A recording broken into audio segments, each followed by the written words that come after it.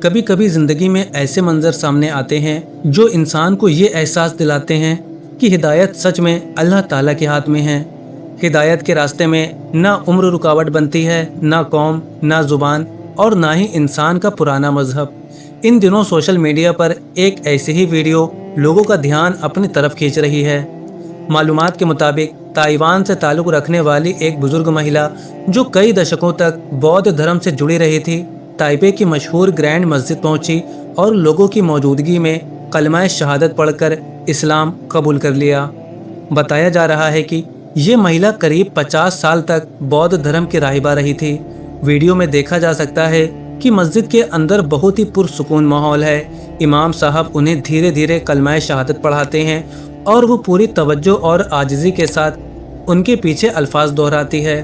جیسے ہی وہ کلمہ پورا کرتی ہے، وہاں موجود مسلمان خوشی سے اللہ اکبر کے نعرے لگاتے ہیں۔ لوگ ان سے مصافحہ کرتے ہیں، انہیں گلے لگاتے ہیں اور اسلام قبول کرنے پر مبارکباد دیتے ہیں۔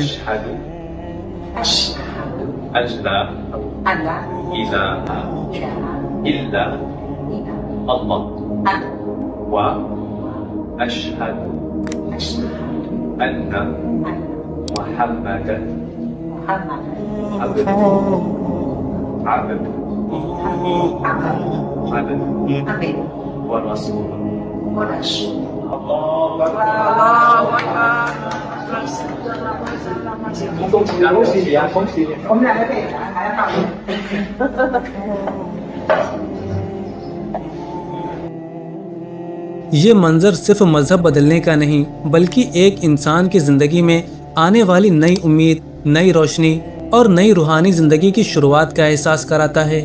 اللہ اکبر۔ اسلام ہمیں یہی سکھاتا ہے کہ ہدایت صرف اللہ تعالیٰ دیتے ہیں۔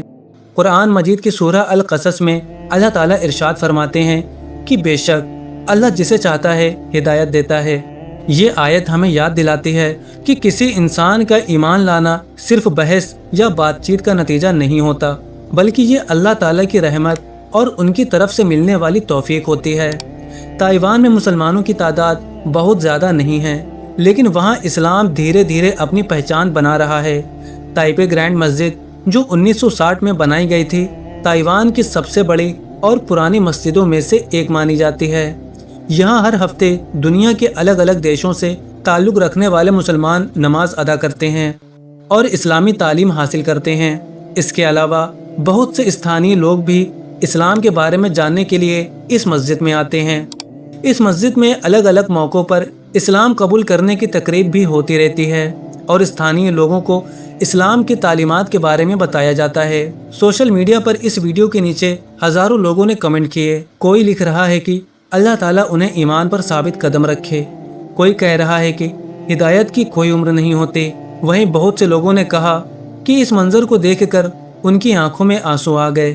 یہ واقعہ ہمیں ایک اور بڑی بات سکھاتا ہے۔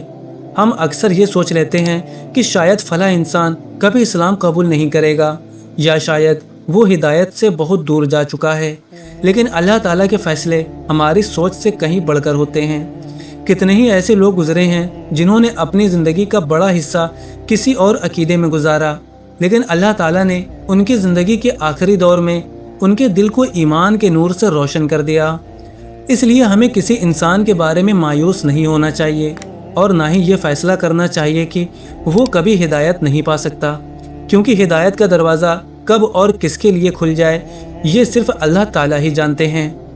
دوستو، اگر آپ کو یہ ایمان افروز واقعہ پسند آیا ہے تو ویڈیو کو لائک ضرور کریے گا اور کمنٹ میں سبحان اللہ لکھنا نہ بھولیے گا، اور جاتے جاتے چینل کو سبسکرائب کر کے ہماری حوصلہ افزائی بھی ضرور کریں۔ اپنا اور اپنے گھر والوں کا بہت سارا خیال رکھیں۔